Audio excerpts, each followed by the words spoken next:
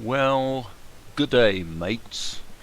The question, as is so often the case, is where you been the last couple weeks, Dave? Well, I kind of got sidetracked, if you recall, if you follow me at all. Um, Posted a video, it's been about a week ago, on uh, tricks and tips for creating explainer videos. And there is one thing about that I would actually like to demonstrate. Don't know if I'm going to do it in this video, but it's got something to do with OpenTunes and using the plastic tool. We'll come back to that. But what I did want to do is go ahead and show you why I've been gone for a week, because basically this project took about a week. So we'll get through this. I'll show this 2-minute video, and then let's see here. Okay, yeah. So had to make sure we're shooting the audio out properly, and then we'll get back to this because today we're going to do some work on this shot, but I'll come back to that in a moment. So first, here's what I've been up to for a week, and which I expect before too long I'm going to go ahead and post some stuff about more details about how it was done. So here we go. Let's just go full screen on this sucker. Divorce or family restructuring is one of the most difficult life challenges you can face, impacting you socially, financially, psychologically, and legally. The choices you make through this difficult time can alter your life for years to come. If you have minor children, the emotional impact is magnified as your parenting role is redefined and the day-to-day logistics of childcare are restructured.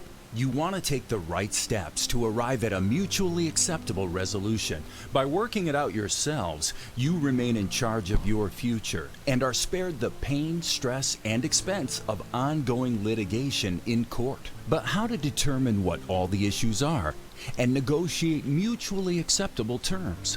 Sharon Hendricks with Fairway Mediator is recognized by the court as a neutral third person who will help you work out tough decisions among yourselves.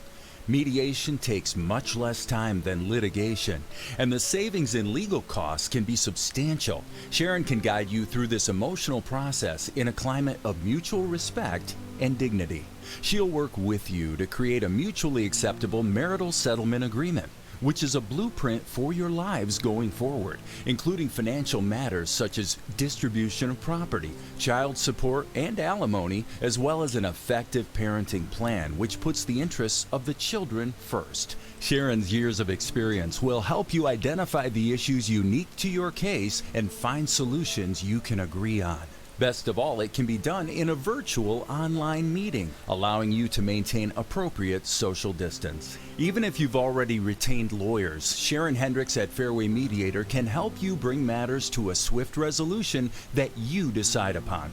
To get started, call Sharon Hendricks right now at 678-769-6729.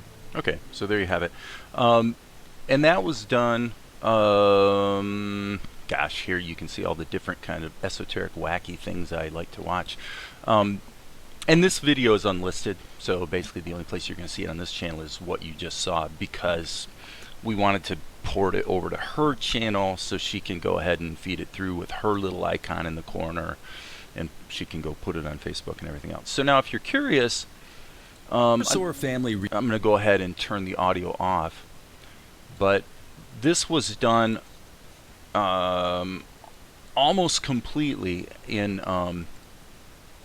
OpenTunes, Krita, and Sony Vegas, which is Magic's Vegas now. But what I found is actually some of the stuff, like the writing hand, turned out as I moved along through the project to really be a bit easier to do in Vegas than in OpenTunes, although OpenTunes did a pretty good job of it. Everything you see here certainly could be done in OpenTunes. And again, I just kind of split the task between OpenTunes and Vegas. Because right there, when you see the little flashing around the words, you know, that was quicker to add in Krita, for example. So so that's that. And I also designed the logo. So this is actually a case of it's very typical of what I do actually for many of my clients, because I literally did everything. I wrote the script, I designed her logo, I voiced it. Believe it or not, I actually created the custom piano music that you hear in the background, and then did all the animation, and then you get what you get. So, and she was thrilled with it. If you're like into animation, which I would assume you probably are if you're looking at my channel, then you might wonder what something like this is worth. And the short answer is it's worth about $2,000. So, and that's just true it's really been true for decades that multimedia presentations or corporate videos, those types of things, tend to be about $1,000 per finished minute. And so for a lot of people that's not compelling money, and for a lot of people it is. But if you're into just sitting around doing animation and have fun doing that, it can be fairly lucrative, this type of thing. And it's definitely a very it's trendy. I mean, for example, the writing hand, that's something you see all over the place in explainer videos. And it's really it's a good device because what it does is it keeps things moving on the screen, as everything gets drawn out. And so it just is a little more visually engaging than if you just maybe faded in these characters that you see right here, as an example. So anyway, that was fun. Looks like I've got a message I need to check. So enough of that. So we're back to the anime. Well, as you guys may also know, I spent the most of a week before the explainer video project came up, going through the entire anime project and creating a spreadsheet that specifies exactly how each shot in the anime was done. Was it done in OpenTunes? Was it done in Krita? What's the shot number? When I created the spreadsheet, what I did was, I can just bring this down here and show you. I also actually took screenshots of many of the shots, not all of them, and just cut and pasted them into a Google Doc. So I've got the shot number, a screenshot, so I can tell exactly what shot that is, any important notes, and what software was used to create it. So, and I will say that was several days very well spent, because so far it's just been a lot more smooth to be able to go right to the shot that I'm looking for and not have to search through various Krita files or OpenTunes files in order to pin down the shot that I'm looking for. And when I went through that process, I also deleted a bunch of stuff. Now, I say delete. What I really did was hide it in a folder that I always call archive. So it kind of acts like a little trash bin, just in case I need to go back and get to them again. Now, it's a little warm in here, even though it's actually been snowy outside. So I'm going to take half a second right now and turn on the fan. Okay, so hang on 1 second. And quick click. There we go. Let's get a little bit of air moving in here. Okay. So now, where are we at with the anime? Well, it's pretty cool. This is basically pretty much getting close to what I would call done, in the sense that it's ready to go ahead and slap some voices on there and then think about maybe putting some music behind it.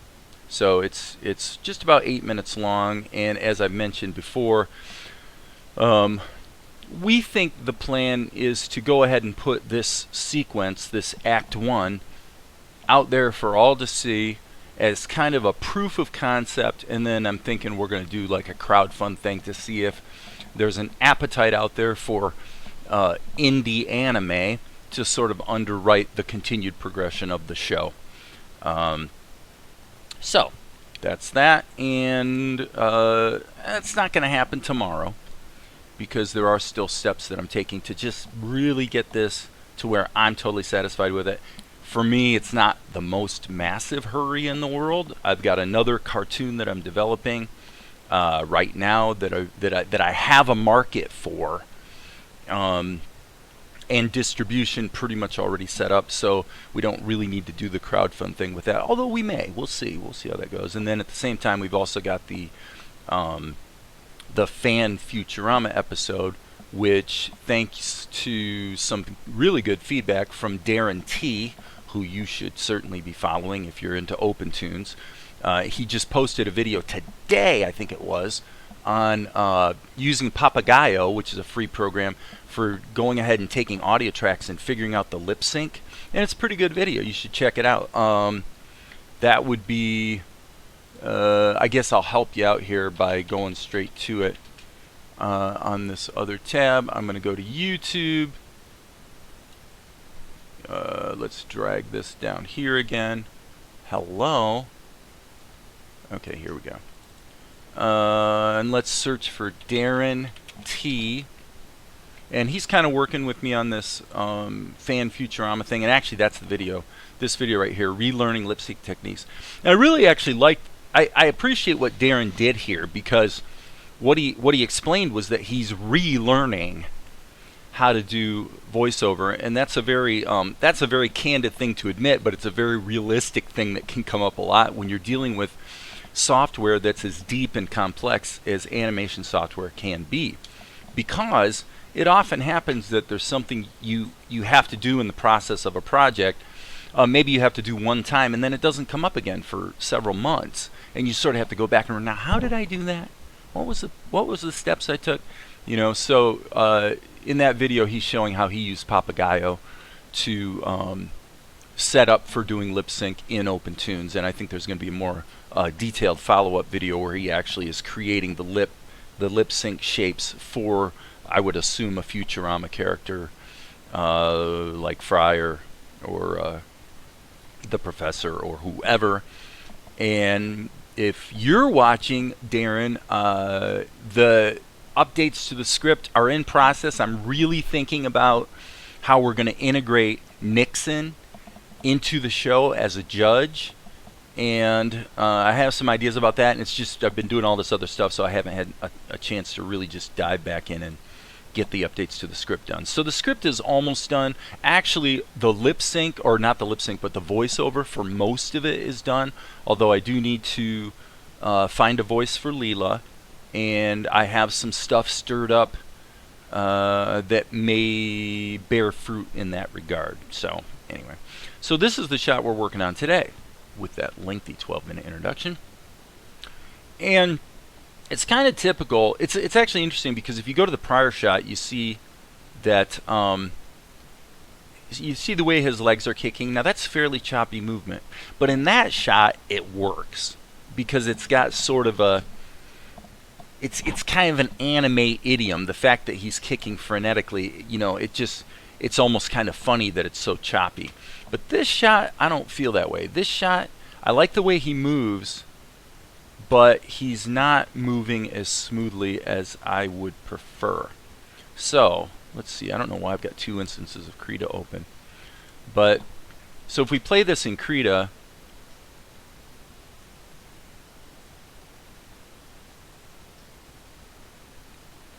honestly, this is actually closer than I thought. I think that I have to admit here, yeah, if you look at your playback timing in Blender's not actually doing the greatest job in the world, and so it could be when I looked at this, it was choppier. It looks choppier playing back in Blender than it actually is, like when it's all rendered out. So forgive me for that if I'm kind of barking up the wrong tree here. I'm not sure. But oh, you just saw a flash of my paint. So let's go back to Krita and just have a look and see if we really need to do something with this.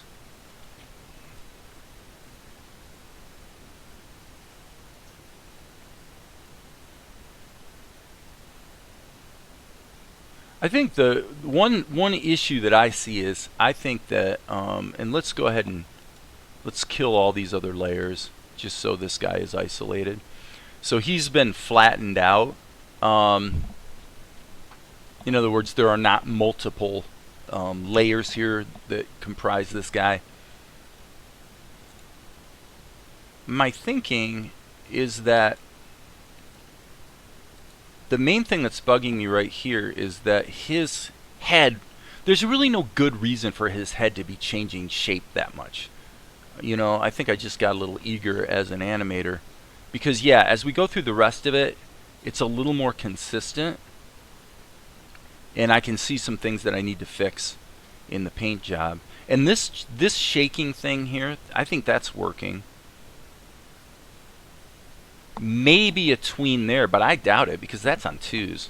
So he just slips really fast, and if you look in the edit, you see that once he slips, it cuts away very quickly to this other shot, which is also playing back a little choppy, because really we should be seeing this slight movement right there where he hits and knocks the vase over. So I am going to say that this will be smoothed out a bit if we address from here to here. And let me look at this head here. Okay, here's how I'm going to do this.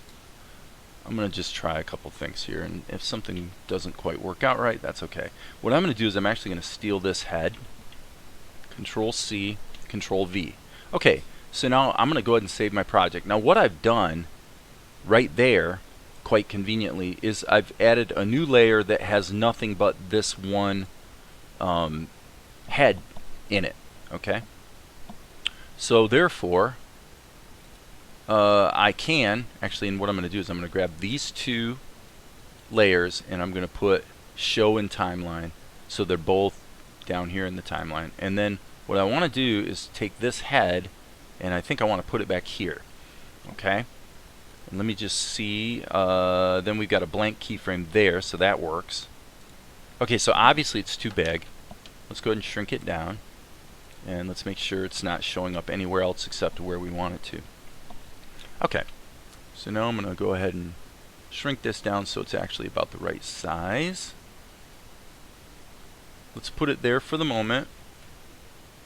And now what I'm going to do is, this is a way, I'm demonstrating a way that you can kind of protect yourself against any mistakes you might make. What I'm going to do here is I'm going to take this keyframe that I'm changing the head on, and I'm just going to drag a copy of it down here.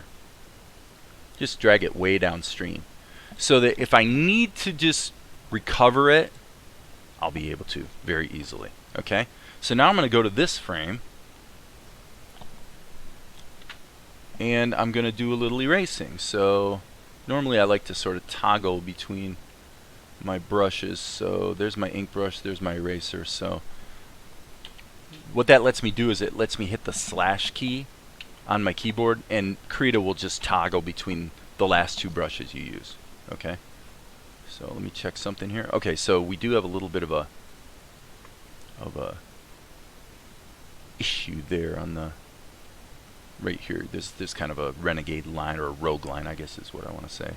Okay, so what I'm going to do is just erase this stuff so that all we have is the new head.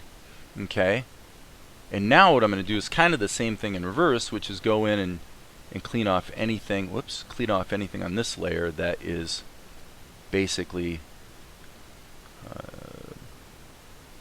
just interfering with the underlying layer / drawing. Now I'm going to hit the M key so I can flip this. It just makes it a little easier for me because I'm right-handed.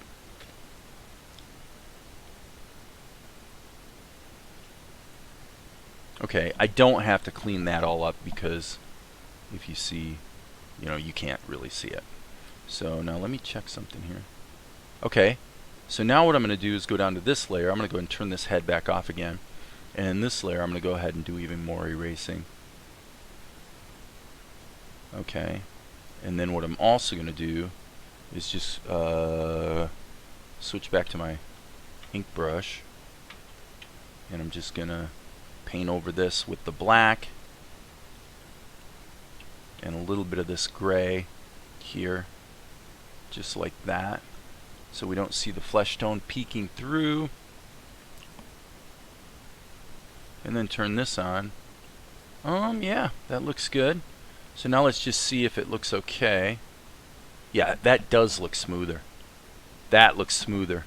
Yeah, there's a really good lesson here. Now the reason it works better now is because, and I'll tell you what, to show this, I'm going to add another layer. Okay, and then I'm just going to change this to red. Okay, so what you have here is you sort of have this you kind of have an arc to his head here like this. And when you get here, you got an arc like this. Okay, so now here it's kind of in the middle. Hence, and also you got, here's the cap of the pokies on his hair. Here's the cap. Here's the cap. So this is a very smooth progression from one to the other. With this other pose, it was almost as if his head was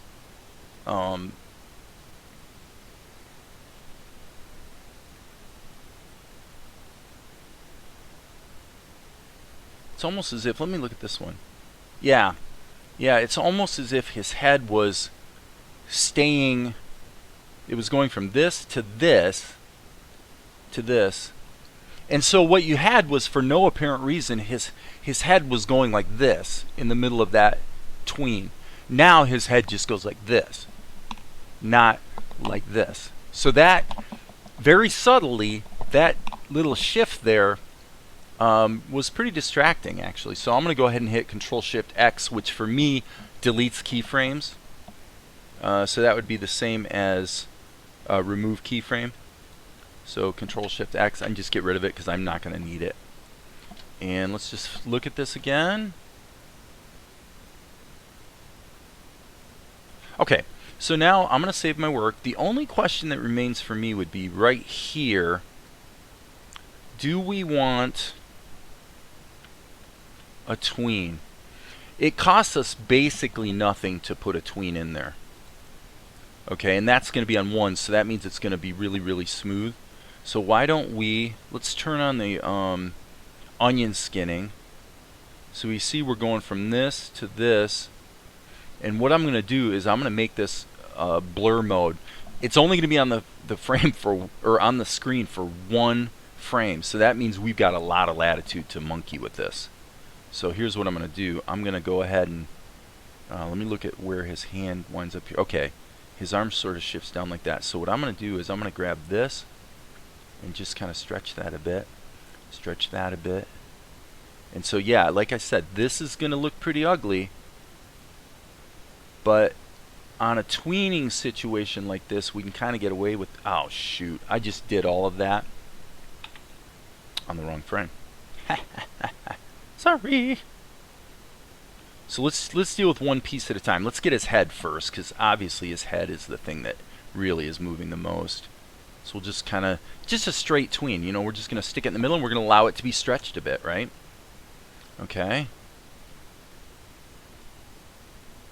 Okay, yeah, so now what we need to address is his shoulder situation. His shoulder really needs to come down, and his arm needs to come over a bit. I want to basically get it so I see red on the left and green on the right, because that means it's right in the middle. Okay, and then over here, I'm just going to kind of scrub that down like that. And my suspicion is, I'm going to go ahead and save this and turn the onion skins off, because I actually don't like using onion skin. Let's just see. Yeah, see, now that's smooth as silk. That's nice. That's a very, very nice. Okay, this layer can be deleted. This layer can be merged down. So I'm going to hit Control E. So now that change right there is baked in. Now if I was going to change anything in that, okay, this needs, the cache needs to be, you got to hit play so that Krita reloads the animation frames in memory. Otherwise you don't see what is actually in the frame that you're on. Yeah, I mean, here his hair is, you know what, just for fun, I'll tell you what, I'm going to go ahead and do this one more time.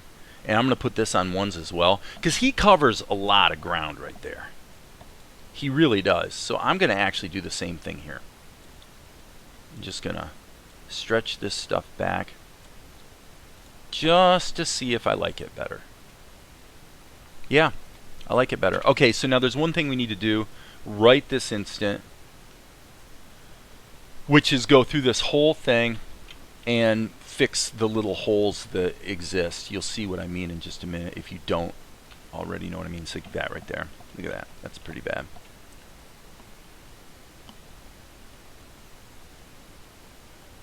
we're just going to go in with the flesh tone, and here maybe a little darker. Okay, and we'll just keep looking for little glitches.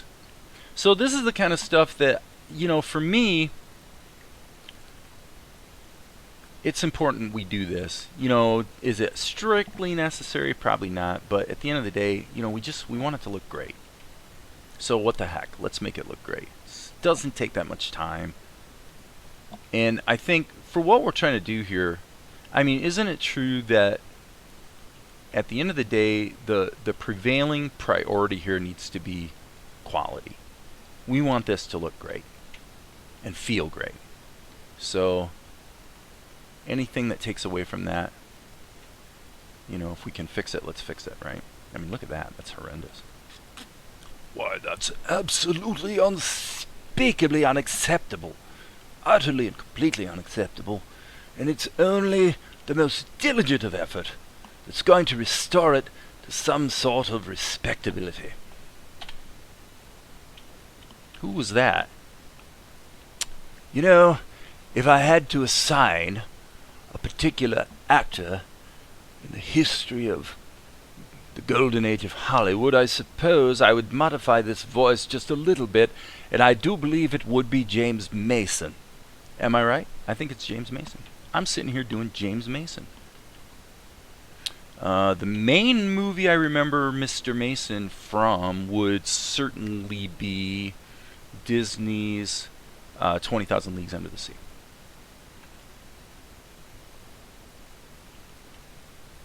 Whoopsie poo. Wrong color there, Jack. And Kirk Douglas was pretty great in that movie too, by the way. Okay, so we're going to take this eye color. So yeah, I'm kind of enthused here because this shot is really going to look fantastic when it's done. It's going to sit in the mix very nicely. It's well worth taking these extra steps to do everything in our power, everything that we can do, in order to make these the very, very best that we can make it. Yes, we must not compromise. Well, as you can see, I'm practicing my cartoon voices just because. And I'm actually morphing kind of from one voice to the other. Just because, you know what? It's kind of fun. It's kind of fun. Well, you know, it's part and parcel of what I do. Doing those cartoon voices and all these sorts of things. You know, I am a voice actor. Spent many a year finding ways to imitate this and imitate that. Okay, we got a real problem there. And by gum and by golly, it's fun. And fun is important. It's important to have fun doing what you're doing, right? I'm sure you agree. Because you are a quality individual. Okay, so now one thing, I'm going to go ahead and darken these lines just a skosh. Actually, tell you what, just to be strictly not stupid about it, it'll be easy to go overboard and make it too different from the other surrounding frames. But basically it's blurred a bit because of the what would it be, the free transform tool, liquify mode? Yeah. And so by using the pencil, I can be a little more delicate with my touch here. A little more delicate with my touch. So I'm thinking that in Futurama, the third a judge is going to be Ed Wynn, you know. So if you don't know that voice, well, you just haven't lived. If you don't know that voice, that's the voice of Ed Wynn. Why, Ed Wynn was an icon of film and television back in the 40s, 50s. He did some stuff in some Disney cartoons. So yeah, we've got to have judges in this for this beauty contest in this Futurama episode, and so Darren T quite smartly suggested that we have Nixon you know how Nixon does that? Oh, I don't even know. It's like howling like a wolf. I don't know what he does. I got to go back and watch some Futurama episodes and figure that out. But so other than I can do Nixon this way, but I don't consider myself that great on doing Nixon at this point. But Edwin, why Edwin's easy, He's got a lisp and he's got a wonderful voice.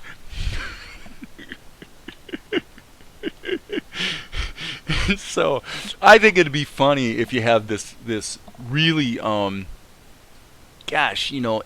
is he's as pure as the driven snow in terms of his image as a character actor, back in the golden age of Hollywood, whereas Nixon obviously is a little bit of a more snaky kind of character.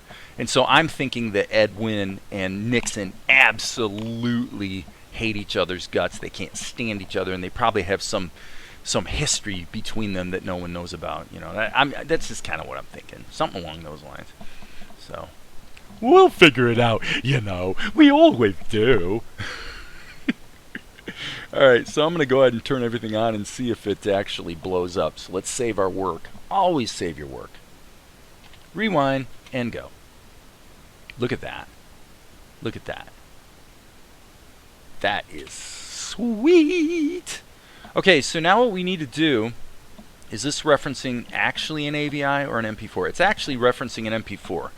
So that means I'm going to overwrite it. So I'm going to go File, New, General.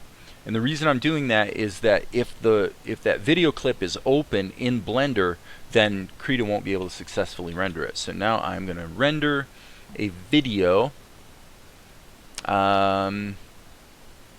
It looks like it's set to 60 frames. Yeah, that's probably right. That's probably right. And so this needs to be saved as in the render folder as 0016. There it is. Let's save that puppy. And this shouldn't take very long at all. And then when it's done rendering, we'll open up the edit again in Blender, and we'll be able to see our changes. Okay?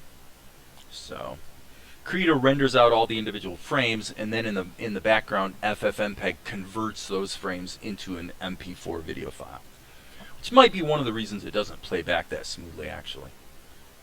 So away we go. Yeah, see, it plays back really choppy. That's unfortunate. I really wish Blender was more performant, but diggity doggone it, it just ain't so.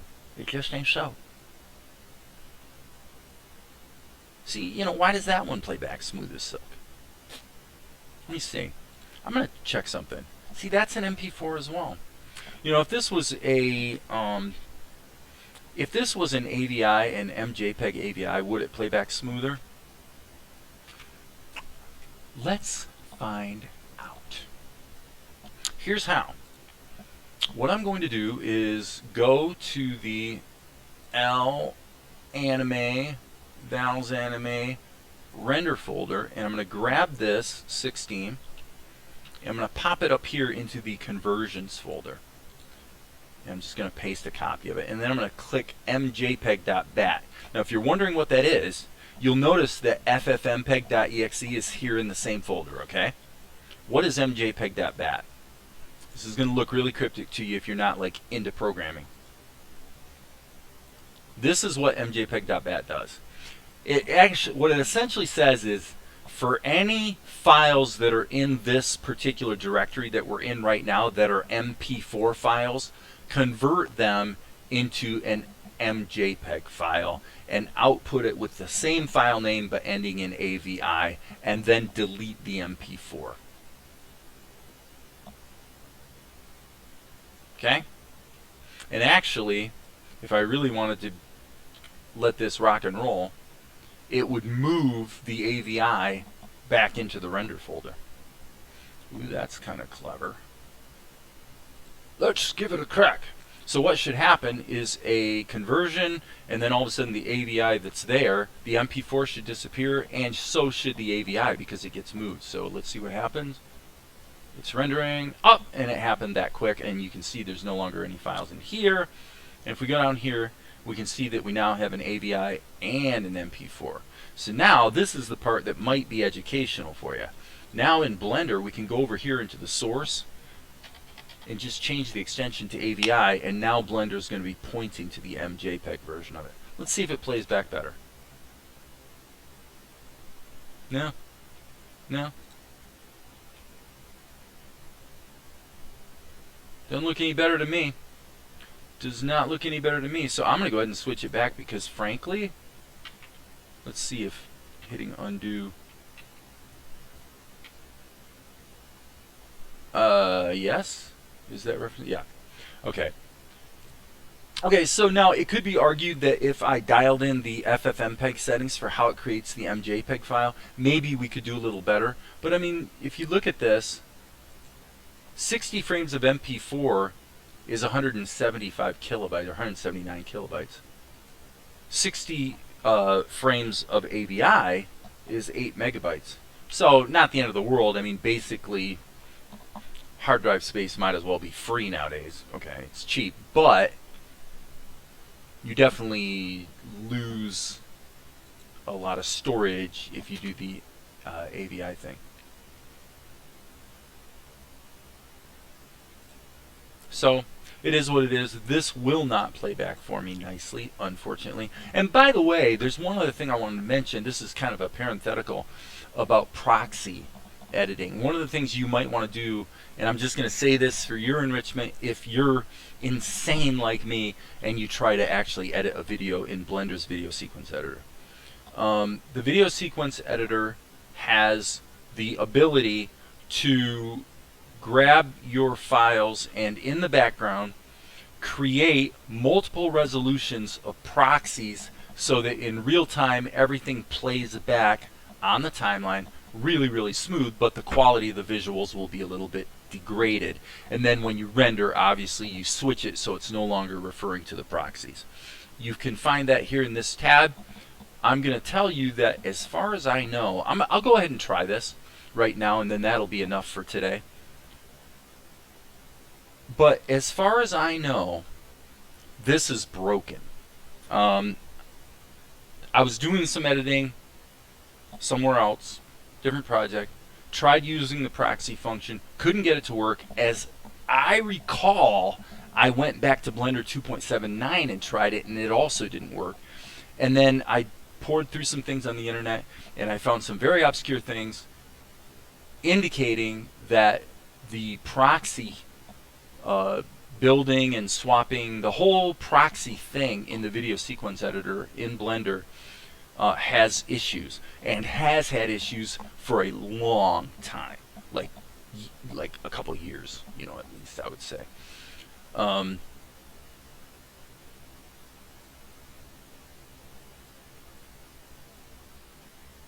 Yeah, I mean, if I grab this,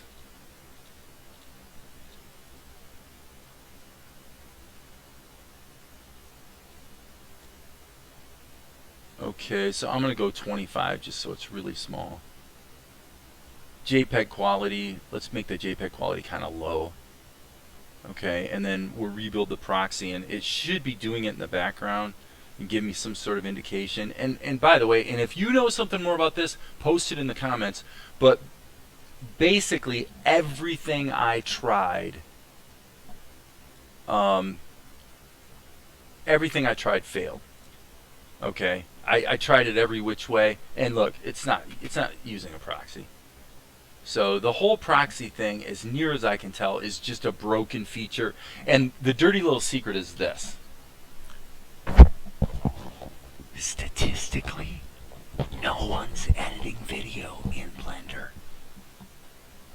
Yeah, someone somewhere at the Blender Foundation, of course. You know, the Blender Open Movies, I'm sure they're using the Blender video sequence editor, and they're probably using mainly image sequences, not like MP4s and MJPEGs.